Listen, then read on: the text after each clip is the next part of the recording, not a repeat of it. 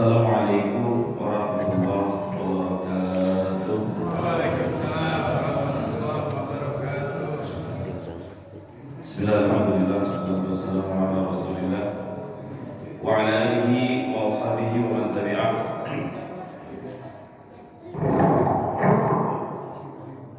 Allahumma faqihna fid din wa 'allimna ta'wil. Al-Fatihah ala hadhihi niyyah wa ala kulli niyyatin salihah.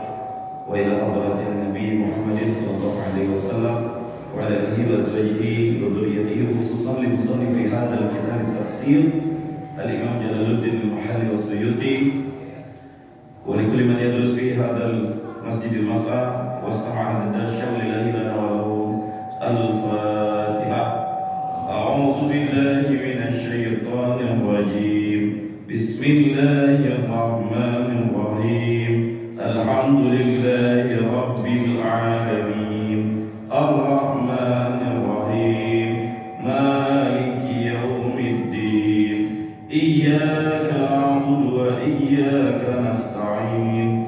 Ihdinas siratal mustaqim. Siratal ladzina an'amta 'alaihim ghairil maghdubi 'alaihim waladdallin. Amin ya Allah ya rabbal alamin. Allahumma faqihna fid din wa 'allimna at-ta'wil. Bismillahirrahmanirrahim. Qala Allah Ta'ala fi suratil Baqarah. Kita sudah kupas sedikit tentang perintah dasar puasa yang kemarin dari surat Al-Baqarah ayat 183. Ya ayyuhalladzina amanu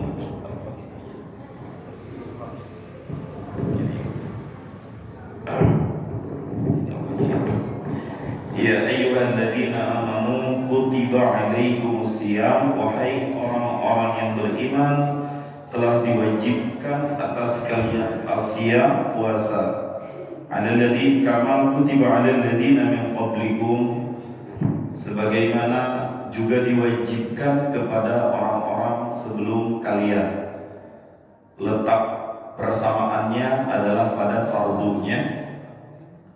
Di zaman sebelum Nabi SAW juga ternyata ibadah puasa sudah ada, akan tetapi kaifiyat atau tata caranya tentu berbeda.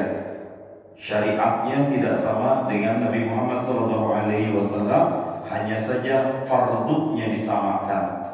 Maka di sini kama kutiba, sebagaimana juga pernah diwajibkan alal ladzina min qablikum, kepada umat-umat terdahulu, orang-orang yang ada sebelum kalian, yang tujuan itu semuanya la'allakum tattaquna, supaya kalian semuanya menjadi orang yang takut, menjadi orang yang bertakwa. Apa maksudnya takut? Al-ma'asiyah, takut dari perbuatan-perbuatan maksiat. Kalau maksiatnya sudah bisa direm, maka yang munkar-munkar pun otomatis amat mudah untuk direm. Untuk urusan dosa yang sifatnya individual, sering digunakan diksi al-isyan atau maksiat. Untuk urusan-urusan individual sering didiksikan dengan maksiat. Tapi kalau dosanya sudah berdampak kepada orang lain, itu bukan lagi maksiat namanya, tapi jatuhnya adalah kemunkaran. Itu beda maksiat dengan munkar. Kalau dosanya atau keburukannya sudah sosial, nah ini wajib turun tangan semuanya. Karena perintahnya amar ma'ruf nahi munkar, bukan nahi maksiat. Kalau maksiat mah urusan dia dengan Allah Subhanahu wa taala. Tapi kalau udah kemungkaran, ini siapapun wajib untuk mencegahnya. Kalau bisa dengan tangannya, kalau nggak bisa dengan lisannya, kalau nggak bisa juga minimal berdoa di dalam hati. Kemunkaran itu sesuatu yang buruk dan kita lihat di depan mata, berpotensi merugikan orang lain. Cegah selagi bisa dicegah, tapi caranya dengan yang baik, yang tidak dengan mendatangkan kemungkaran yang baru. Ya. Kalau Kalau kita nggak setuju dengan tempat maksiat, jangan dibakar tempatnya. Tapi orang-orangnya diperbaiki di dalamnya, tempatnya mah nggak salah. Ya, orang-orangnya. Cuma yang jadi masalah satu kantor tikus semua, nah itu yang bingung. Jadi bakar kantornya sekalian. Ada yang kayak gitu. Ya. Saya nggak mengkiaskan ke kantor-kantor tertentu ya, Bapak udah paham. Nah, itu kemungkaran dan itu wajib dicegah. Siapapun yang tahu kemungkaran wajib dilaporkan. Diam kemungkaran itu adalah syaitan yang membisu. Nah, orang yang berpuasa ujung-ujungnya takun bertakwa. Kalau udah bertakwa, ya udah yarzuqhu min haitsu la yahtasib. Banyak ya ayat-ayat tentang takwa karena surga itu uiddat lil muttaqin. Allah siapkan untuk orang-orang yang bertakwa. Maka disambut ayat ini dengan asyamu junnah, kata Nabi. Puasa itu adalah perisai yang nanti di surga Allah siapkan satu pintu yang bernama Bab Ar-Rayyan. Pintu ini hanya akan bisa dibuka oleh orang-orang yang memiliki kuncinya. Siapa orang itu? Mereka adalah as-shaimuna, orang-orang yang berpuasa. Puasa umum, mau puasa wajib, apalagi puasa sunnah. Saya sebut ya dengan diksi apalagi puasa sunnah. Karena boleh jadi dalam masa-masa tertentu Bapak, puasa sunnah itu pahalanya menanding, bukan membanding ya, bisa jadi lebih besar daripada puasa wajib. Bukan dari segi fardunya, tapi dari segi masyaqqah, godaannya. Kalau lagi puasa wajib mau wajar Pak. Berkah Jaya, Karisma, Tegal Bahari itu setengah. Tutup setengah. Setengahnya lagi nyawa bro. Tapi bagi orang-orang yang rajin berpuasa sunnah atau di luar daripada bulan Ramadan, wah, baru keluar dikit es buah, datang dikit es pisang hijau, lewat dikit serba 10.000. Nah itu kan godaan-godaan yang sangat luar biasa, yang hanya dia dan Allah yang tahu. Maka ini sumber ketakwaannya luar biasa. Itu nggak main-main. Ujung hadisnya wa ana ajzibih, nggak dijelaskan Pak, nggak dijelaskan balasannya. Kalau kita nganterin orang yang meninggal dunia, kita nyolatin dapat pahala 1 qiraat, terus kita nganterin dapat 2 qiraat. Ada angka yang yang Nabi sebut 1 qiraat, 2 qiraat. Tapi puasa ini nggak ada angka. Siapa yang berpuasa Ramadan maka pahalanya sebesar gunung Uhud, maka pahalanya seperti buih-buih yang ada di lautan, maka pahalanya seperti antara langit dan bumi. Enggak, Allah cuma garansikan satu, orang yang berpuasa wa ana ajzi bihi, aku yang nanti akan balasnya. Oh, kalau dari itu udah aman. Kalau yang ngomong Allah Subhanahu wa taala dan Allah garansikan langsung dengan kemahaannya, aman segala urusan.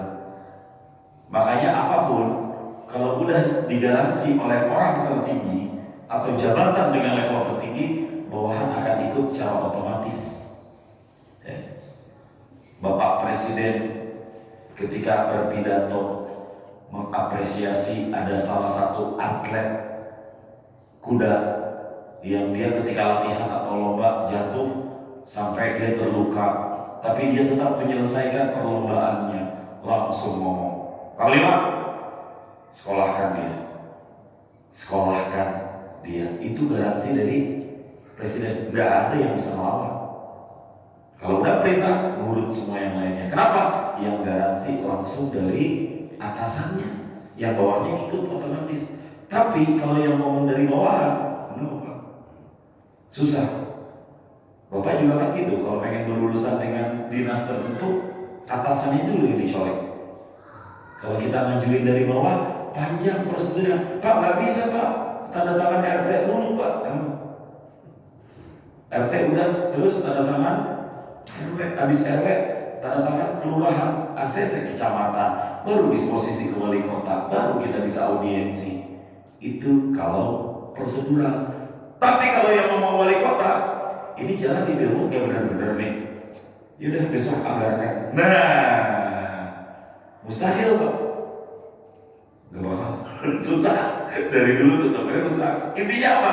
Kalau yang garansi Allah Subhanahu Wa Taala, udah gak usah mikir pahalanya apa dan berapa. Saya yang garansi langsung kelar urusan. Nah itu istimewa garansi dari atasan. Dalam hal ini konteks ibadah, Allah yang ngasih pahala untuk kita. Apa pahalanya? Oh pahala. Kita nggak tahu. Surga apa? Kecil atau buat orang yang beriman kan kita ibadah gak dalam surga kan? Kita ibadah gak dalam surga. Meskipun kita takut di neraka, tapi kita bukan karena surga, bukan karena neraka. Karena apa? Ya karena dia diperintah oleh Allah untuk ibadah. Bapak diperintahkan, Bapak bekerja selama ini untuk apa ya? Nyari duit? Bukan Pak, ada orang yang bekerja duit tetap baik. Kita kerja karena apa? Karena diperintah, udah itu aja. Soal nanti kerja dapat duit atau enggak, kaya atau enggak, itu urusan lain. Yang penting kita jalanin perintahnya. Duit mah urusannya lain. Karena perintahnya memang kita dianjurkan i'malu, kerja. Allah akan melihat amal-amal kalian. Soal nanti hasil yang didapatkan dari pekerjaan itu bab kedua. Oh dapat gede lagi, alhamdulillah. Enggak masalah. Yang penting saya kerja. Nah, karena apa? Biar kita yakin. Yang Allah perintahkan ke kita, wa'mur ahlaka bis sholati, perintahkan keluarga kalian sholat. Ya. Atau enggak kerja atau nahnu narzuqukum, kami yang akan memberikan rezeki kepada kalian. Sebelumnya malah Allah sampaikan la nas'aluka rizqa, kami tidak meminta rezeki dari kalian. Nahnu narzuquka, kami yang ngasih rezeki kepadamu. Nah itu garansinya Pak. Mau ada mau enggak, itu urusan Allah. Yang penting kita kerja, yakin aja seperti itu. Jadi kalau udah kayak gitu, mau lagi punya duit, mau lagi nggak punya duit, ya kecil aja. Ngapain takut? Paling galau aja. Ya biasa lah. Kita kerja sekali lagi bukan karena untuk mendapatkan rezeki. Rezeki bukan dari pekerjaan kita. Rezeki mutlak dari Allah Subhanahu wa Ta'ala. Nah, ya cuma untuk sampai di level ini kayaknya agak sulit. Ini butuh keyakinan dan iman yang agak sedikit lebih. Tapi insya Allah wafis sama iris hukum wa matu'adun, di langit udah ada rezeki buat kita semuanya, nggak akan ketukar. Kalau jatahnya kita punya, kita milik, kita dapat tinggal bakal keambil sama orang lain. Prinsip rezeki seperti itu. Nah, takun orang-orang yang bertakwa. Ayat berikutnya, ayyaman ma'dudat faman kana minkum, saya nggak baca dengan menjawab ya, faman kana minkum maridan au ala safarin fa'iddatun, ya. Nanti masuk mim berarti idgham, fa'iddatun min ayyamin ukhar. Nah, sampai sini kita koma dulu. Kutiba alaikumusiyam, kalian diwajibkan berpuasa. Kapan puasanya? Nah, di sini makanya ada kata-kata ayyaman ma'dudat. Ayyaman, ayyam ini jamak dari kata-kata yaumun. Yaumun artinya hari. Ayyaman, pada hari-hari. Tahu hari-hari apa ya? Lama kali. Serba salah. Tapi kalau misalnya mereka pengen ganti brand boleh ayam. Kalau orang yang ngerti, emang jualan ayam ya sekarang ya? Enggak. Ayam itu bahasa Arab, artinya apa? Hari-hari, harinya banyak. Harinya satu, yaum. Harinya dua, yaumain. Harinya tiga, lebih ayyamun. Nah, itu bahasa Arab. Ayyaman, berarti harinya lebih dari 3 nih, puasa. Puasanya gimana? Ayyaman, pada hari-hari. Makanya mansubah, bukan ayyamun, tapi ayyaman. Nasabnya bisaum, dengan kata-kata saum. Kutiba alaikumus siyam. ayyaman ma'dudat, pada hari-hari yang telah ditentukan bilangannya. Ma'dud artinya yang berbilang atau dibilang, bukan bilang ngomong, tapi bilangan angka maksudnya. Artinya puasa Ramadan ini enggak setiap hari kok. Kalian diwajibkan untuk berpuasa, wahai orang-orang beriman, ayyaman ma'dudat, cuma di hari-hari yang sudah ditentukan waktunya oleh Allah Subhanahu wa taala. Dalam tafsir dijelaskan, ay aqallu min arba'ina yauman, kurang dari arba'in. Apa arti arba'in? 40 hari. Aqallu min arba'ina, kurang dari 40 hari kok puasanya. Enggak sampai 40 bahkan. In al-adatu fi lughatil arabi mata dzukira lafzul adad yakunul muradu bihi.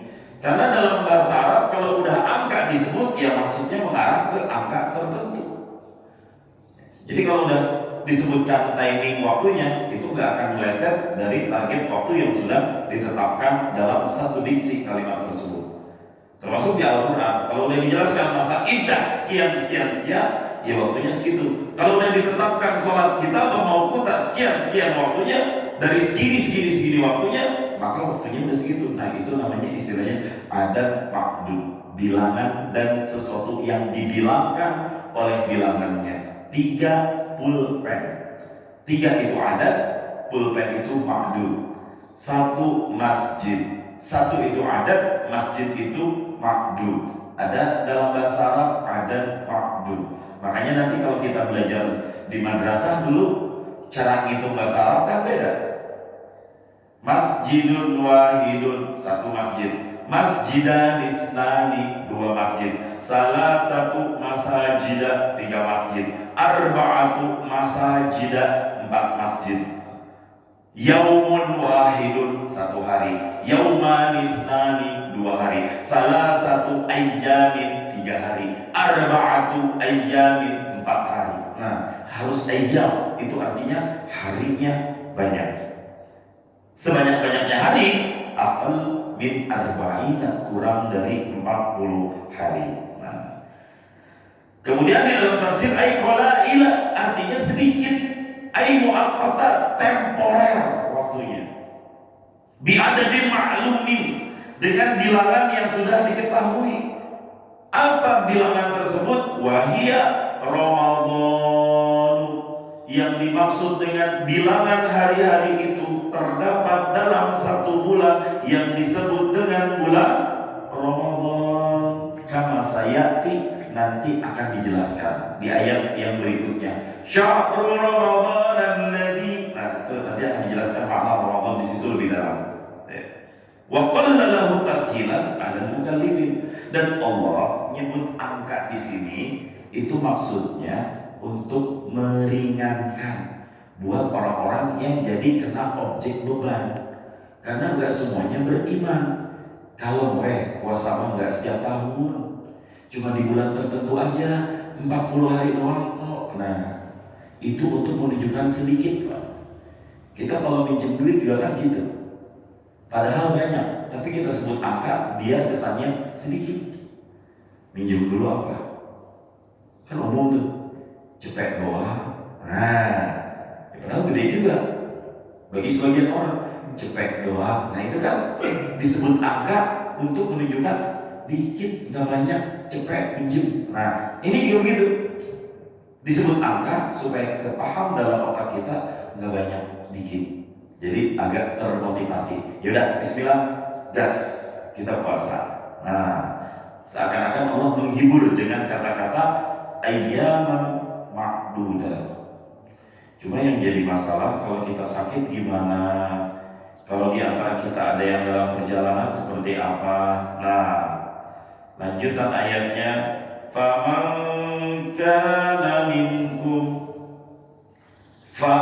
maka man, barang siapa, kana, yang adalah, minkum, daripada kalian.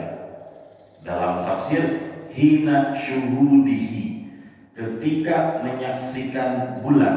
Nah, di sini ada kata-kata ketika menyaksikan bulan. Maridah, pas ru'yah hilal dia sakit.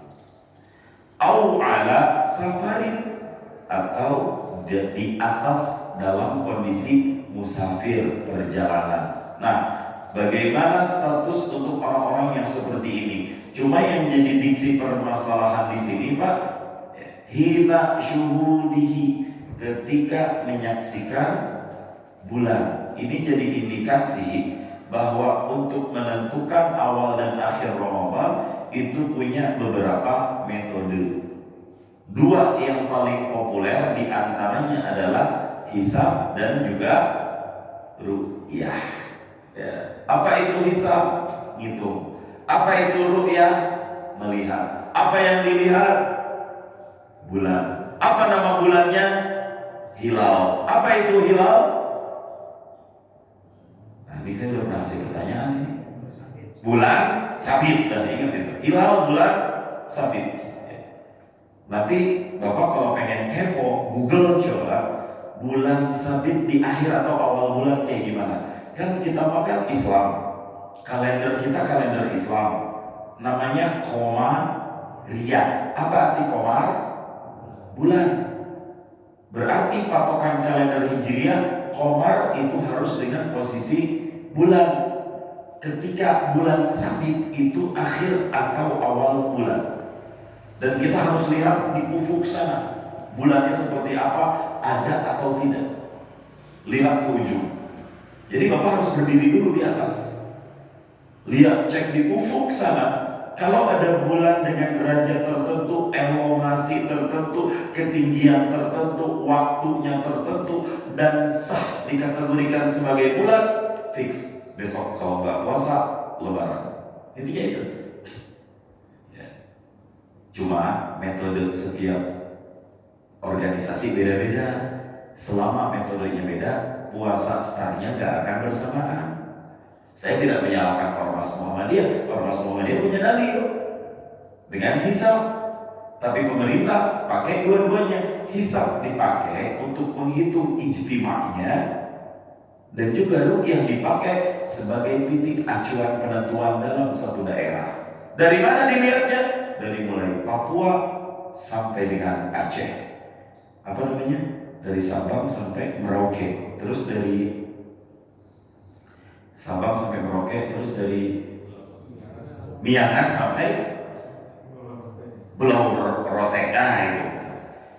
Dari Sabang, Merauke, Miangas, Rote, dilihat ada satu orang aja yang ketika di tanggal 28 Sya'ban diri di atas ketinggian lalu melihat ke sudut dan dia melihat bulan hilal, besok puasa. Cuma yang jadi masalah, ibu kota kita ada di barat, tetapnya di Jakarta saat ini. Kan kementerian kan di Jakarta. Yang kesian siapa? Daeng Wahyudin, orang Makassar.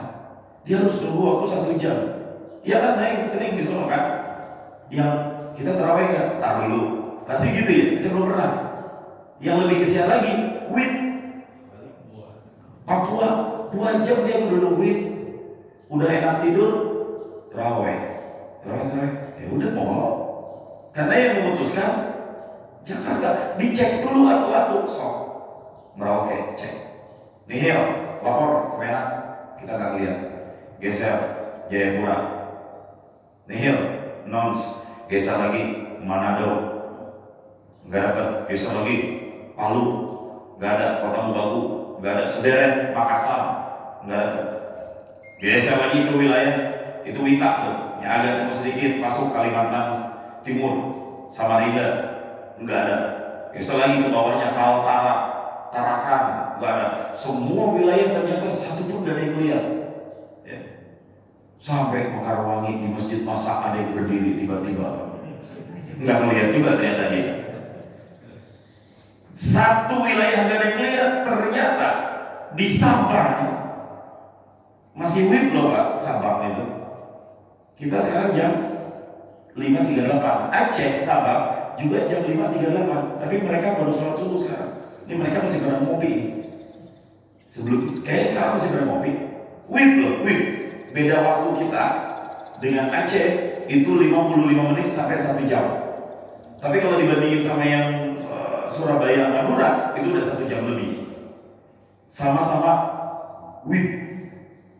Nggak ada satupun daerah yang lihat ujung-ujungnya di Sabang ada yang berdiri, izin Bapak Kementerian Agama, saya melihat hilal dengan ketinggian segini, elongasi segini, derajatnya segini, jam segini, waktunya segini, gas, umumkan, isbat langsung di situ. Puasa jatuh pada 1 Ramadan. Iya, 1 Ramadan benar ya. Tapi tepatnya tanggal sekian. Kemarin tanggal 19 bulan Februari. Gas, 1 Indonesia puasa akhirnya. Nanti berlaku juga untuk menentukan awal Idul Fitri atau 1 Syawal. Nah, Pak Ustadz, atau kadang-kadang bersamaan antara Muhammadiyah dengan itu kebetulan. Sekali lagi itu kebetulan, tapi bisa jadi berbeda. Bukan karena waktunya, metodenya juga berbeda. Ini nggak bicara mana benar mana salah, semuanya benar. Sekali lagi semuanya insya Allah benar. Yang paling benar ya di sisi Allah Subhanahu wa Ta'ala. Yang penting kita ikut pemerintah. Kalau salah yang tanggung jawab pemerintah. Ini gitu aja udah. Karena fatwa MUI kan begitu Pak. Tahun berapa lupa saya. Pokoknya yang otoritas paling berhak untuk menentukan awal akhir Ramadan itu adalah Kementerian Agama. Setiap kaum muslimin yang ada di NKRI harus, ini fatwanya MUI, harus ikut dengan fatwa Kementerian Agama dalam hal menentukan awal dan akhir Ramadan. Ketentuan dari MUI fatwanya seperti itu, meskipun fatwa itu tidak wajib atau tidak mengikat. Nah, faman kana minkum maridan, barang siapa di antara kalian ketika sudah melihat bulan sabit atau hilal tadi maridon, tiba-tiba dia marid. Apa itu marid? Sakit. Barang siapa yang terus sakit, au ala safarin, atau di atas perjalanan. Secara makna diterjemahkan seperti itu. Maksudnya ala safarin ay musafiran, dia dalam kondisi perjalanan. Safarul qasri, yang kriteria perjalanannya adalah perjalanan yang kita sudah boleh mengqashar sholat. Ya. Jaraknya berapa kilo Pak? Ada yang tahu kalau dalam satuan kilometer? Sekitar 80 sampai 83 kilometer. Dalam konteks Bogor, saya sudah pernah tarik map. Kalau ke arah timur itu kira-kira lewat Cikarang. Kalau ke arah barat kira-kira lewat Balaraja. Kalau ke arah selatan kira-kira sudah masuk wilayah Ciculuk, Sukabumi. Kalau ke arah utara Pulau Seribu kali ya. Lewat masih Pulau Seribu juga. Ya intinya itulah. Kalau udah di Pulau Pramuka sepertinya sudah aman untuk mengqashar sholat. Enggak apa-apa, enggak jamak juga. Jadi nanti kalau Bapak pengen mudik, kalau udah lewat dari wilayah Tanah Sareal, mau qashar sholat boleh. Sholat zuhur di waktu zuhur, gak usah jamak, gak apa-apa. Tapi sholatnya cuma 2 rakaat. Nah itu namanya qashar tanpa digabung atau dijamak. Kalau mau dijamak boleh. Nanti tinggal ikut ketentuan jamaknya. Ini bicara qashar, tapi sholat yang boleh diqashar hanya sholat yang rubaiyah. Apa itu rubaiyah? Yang rakaatnya 4-4. Zuhur, asar, isya. Adapun yang sulasiyah 3 dan sunaiyah 2, maksudnya maghrib dan subuh, itu tidak bisa diqashar. Subuh diqashar udah 2 Pak. Kalau ada yang debat gitu ya. Maghrib juga tidak bisa di qasar. Tapi maghrib mah bisa di jamak. Kapan jamaknya? Mangga, mau di awal boleh, di akhir. Di awal namanya jamak takdim, di akhir namanya jamak takhir. Kalau kita sholat jamak takhir sambil dikosor, disebutlah jamak takhir kosor, jamak takhir tanpa kosor, jamak takdim kosor, jamak takdim tanpa kosor. Tapi kalau jamak nggak boleh berimam bermakmum dengan orang-orang yang mukim, nggak bisa. Dia harus sempurna 4 rakaat. Bapak pergi ke Tasikmalaya, istirahat di rest area. Bapak mau sholat? Iya. Bapak sholat kosor? Enggak, saya mau orang sini.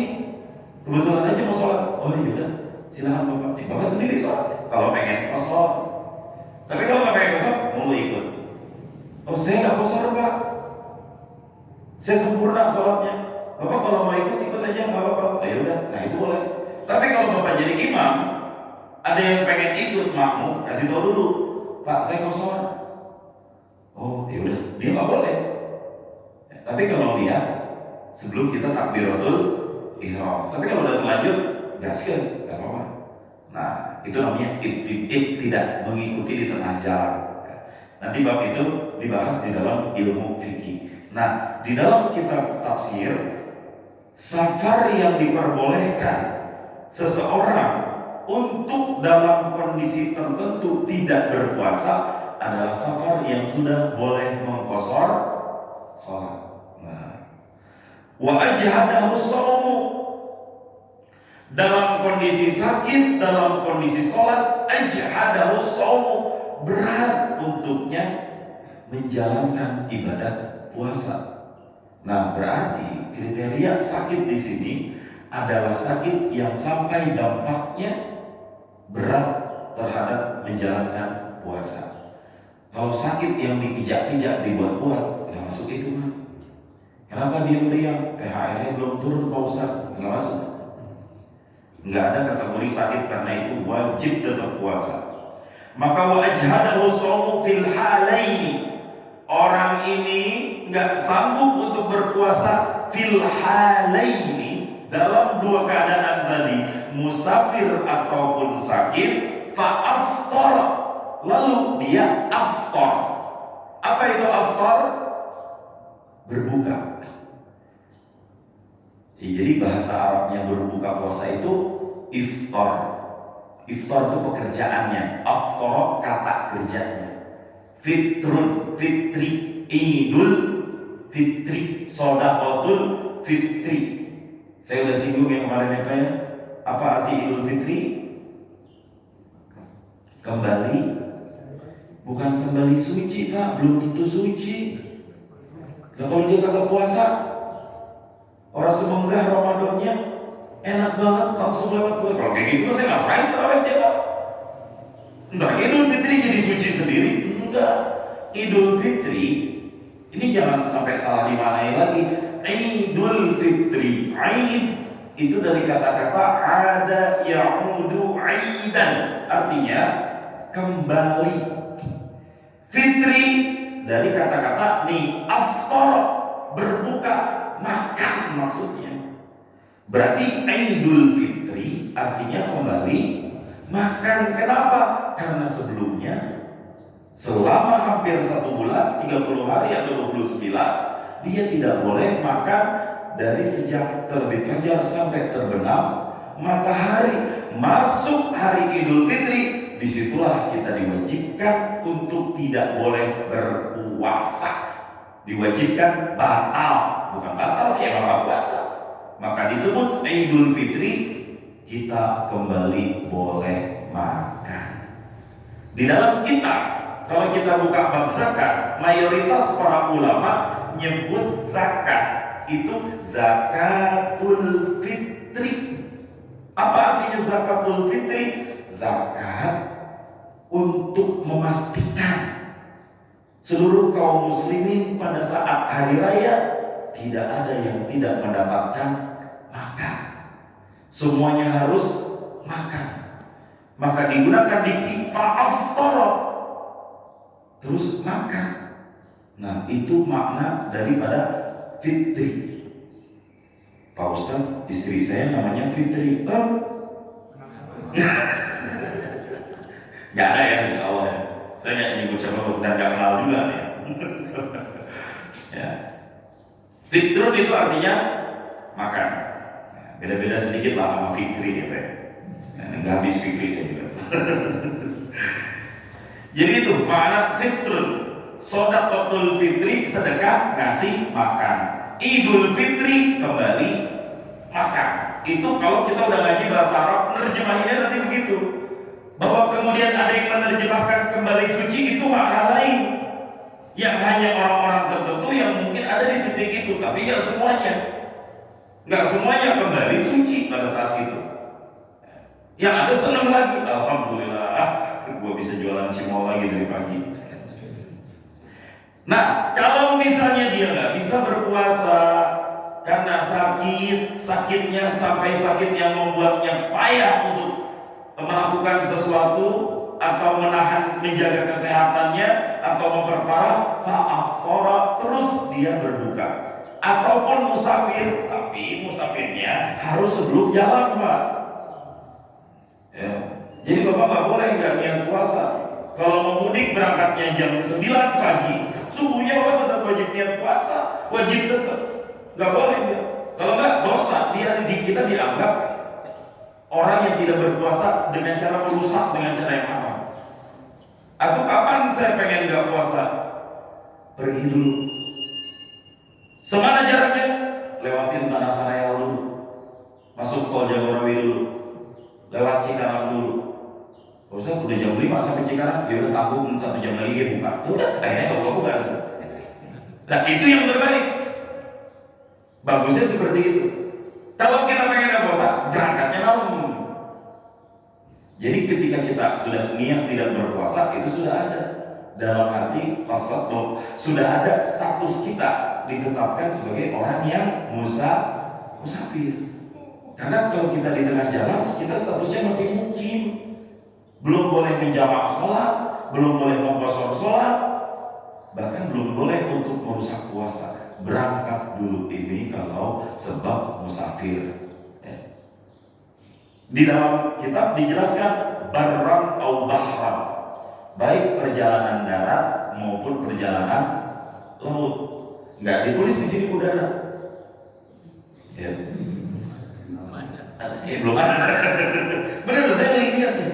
Safaran bersamaan itu fil barri, darat, awil bahri, atau di laut. Saya lagi nyari teks kita, mana yang udara? Nggak ada. Wala farqa, tidak ada beda fisafari dalam bab perjalanan baina kauni barran, antara keadaan berperjalanannya darat atau bahran ataupun laut. Sama aja, boleh, yang penting udah lewat masafah atau jarak, boleh mengkosor sholat. Dari sini ke Cirebon, masa mudik bisa sampai 6-7 jam. Dari sini ke Cirebon, di sini nggak ada orang Cirebon kan? Tapi ke Surabaya Pak, itu 1,5 jam udah sampai. Dia masih lewat Kalijati Subang, di tengah Cipali. Yang satu lagi udah sampai Surabaya, udah bisa tidur jam 10 ya. Terus memutuskan untuk tidak berpuasa, boleh nggak? Boleh Pak, udah lewat jarak kan yang penting. Cuma masyakohnya yang jadi masalah, ujian imannya nggak ada. Gitu. Sekarang enak banget perjalanan Pak, udah kayak rumah sendiri. Dulu as-safaru qit'atu minal adab. Nabi bilang dalam sabdanya, kalau Anda sudah keluar dari rumah, itu disebut safar. Kalau Anda sudah safar, qit'atu minal adab, Anda sudah merasakan satu suap daripada siksaan. Dulu berpergian itu siksaan Pak. Enak di rumah, ngadem, ada AC. Kalau udah pergi keluar panas. Kalau ada kenapa-napa di jalan, itu dasar kaidah Nabi. Ya. Makanya kalau bisa jangan pergi, jangan ngayap, di rumah aja. Kecuali kalau emang butuh, nggak masalah. Karena ketika kita melangkahkan kaki keluar dari rumah, qit'atu minal adab, melekat dulu kayak gitu. Sekarang yang di rumah pada kagak betah. Tiap sore pengennya jalan-jalan. Jalan-jalan sekarang udah enak naik motor. Dulu zaman Nabi nggak ada. Panas naik motor, bisa naik mobil. Atau naik kereta, naik bis. Bisnya harus yang sleeper, minimal juragan 99. Cuma ada 12 kompartemen doang. Enakan, sekarang kayak gitu udah keadaannya. Tapi tetap safar kit atau minal adab itu tetap berlaku. Ya. Pokoknya kalau udah di perjalanan kita pasrahkan semua keadaan kita kepada Allah Subhanahu wa Ta'ala. Barang siapa yang maridon atau safar fa'iddatun, maka dia boleh untuk berbuka afthar. Baca doa itu. Aduh, saya udah gak kuat menyetir, saya udah microslip. Kalau saya paksakan puasa, saya bisa ngantuk. Saya harus minum yang asam-asam. Jangan ketingling ya Pak ya. Supaya mata saya lebih jos lagi. Saya harus ngunyah supaya ada aktif, karena di tol pasif, apalagi mobilnya Matic Triptronic, itu bahaya banget. Diem Pak. Pakai cruise control, mobil bukan Tesla, jangan ngarep. Udah mendingan istirahat. Atau kalau memang terpaksa buka di situ. Tapi nanti jangan lupa tetap kita baca doa. Apa doanya? Nah, ini doa puasa gimana Pak? Yang selama ini kita baca yang gimana? Allahumma lakasuntu.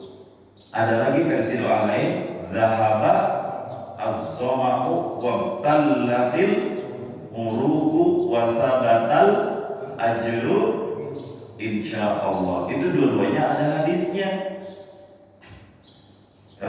Kita biasanya baca doa dulu terus makan, atau makan dulu terus baca doa buka?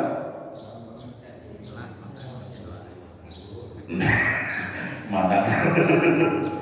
Enggak pernah pelajarin artinya enggak? Dhahabaz zama'u itu apa? Wabtallatil uruk itu apa? Wasabatal ajur itu apa? Coba. Dhahaba itu artinya hilang. Az-zama dahaga. Dahaga hilang. Berarti ketika kita membaca doa itu harus dipastikan aus kerongkongan ketika membaca doa sudah hilang. Kenapa hilang? Wa tallatil uruk. Ibtalla balal, artinya basah. Al-uruk apa? Kerongkongan kita. Basah gara-gara apa? Minum. Zahaba zama'u, aus hilang. Wa tallatil uruk, kerongkongan tenggorokan yang tadinya kering kerontang jadi basah. Nah, ini berarti mafhumnya doa itu dibaca dalam posisi kita sudah berbuka, bukan mau berbuka. Sebagian orang baca doa dulu,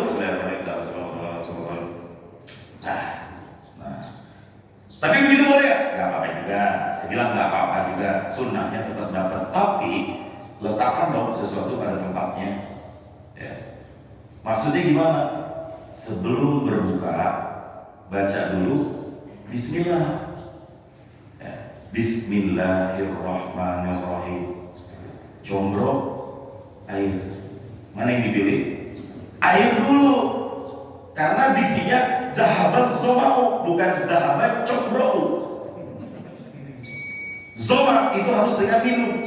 Combrok tidak menghilangkan ibtalatil uruknya. Makanya Nabi dengan air putih dan sebutir kurma untuk membatalkan. Bismillahirrahmanirrahim. Minum. Gas. Gorengan siap, hantam semuanya. Sekali gas, sekaligus kalau bisa. sekaligus ya. Itu yang sunnahnya baca doa seperti itu. Sama Allahumma laka sumtu juga sama dibaca seperti itu. Terserah, dua-duanya boleh. Dua-duanya ada riwayat Mu'ad, yang satu lagi riwayat kalau salah Jabir. Hadis riwayat Imam Abi Daud. Dua-duanya ada dasar dibaca, insya Allah dapat pahala. Cuma yang lebih afdal dibacanya setelah kita batal. Ya, makanya buka puasa harus buka dulu, bukan mau buka gitu. Ya. Bukan mau buka puasa berarti kita baca doa itu posisi kita sudah batal, sudah dibuka puasanya. Itu yang afdal, yang diajarkan di dalam kitab-kitab, keterangannya seperti itu berdasarkan diksi Nabi SAW. Dan dianjurkan dengan mafhum yang sama, buka dan batalkan dengan meminum air dulu. Nanti jenisnya apa, marjan, sirop, itu bab yang lain. Mudah-mudahan ini menjadi keberkahan buat kita. Besok kita akan lanjutkan wa'alal ladzina yutiqunahu. Saya nggak panjang-panjang, cuma pengen bedah kata per kata biar ketemu jalur apa yang dikehendaki di dalam penulisan kitab tafsir ini. Allahu a'lam bishawab. A'udzu billahi minasyaitonir rajim. Bismillahirrahmanirrahim. Alhamdulillahil alamin. Hamdan hamdan syakirin, hamdan yuwafi ni'amahu wa yukafi mazidah. Ya Rabbana lakal hamdu wa lakal mulku wa lakal syukru kama yanbaghi li jalali wajhikal karim wa 'azimi sultanik. اللهم صل على سيدنا محمد وعلى ال سيدنا محمد. اللهم احسن عاقبتنا في الامور كلها واجرنا من خزي الدنيا وعذاب الاخره. اللهم انك عفو كريم تحب العفو فاعف عنا يا رحيم يا كريم يا ارحم الراحمين. ربنا لا تزغ قلوبنا بعد إذ هديتنا وهب لنا من لدنك رحمه انك انت الوهاب. ربنا آتنا في الدنيا حسنه وفي الاخره حسنه وقنا عذاب النار. صلى الله على سيدنا محمد وعلى اله وصحبه وبارك وسلم. سبحان ربك رب العزة عما يصفون وسلام على المرسلين والحمد لله رب العالمين. سبحانك اللهم وبحمدك أشهد أن لا إله إلا أنت أستغفرك وأتوب إليك. السلام عليكم ورحمة الله وبركاته.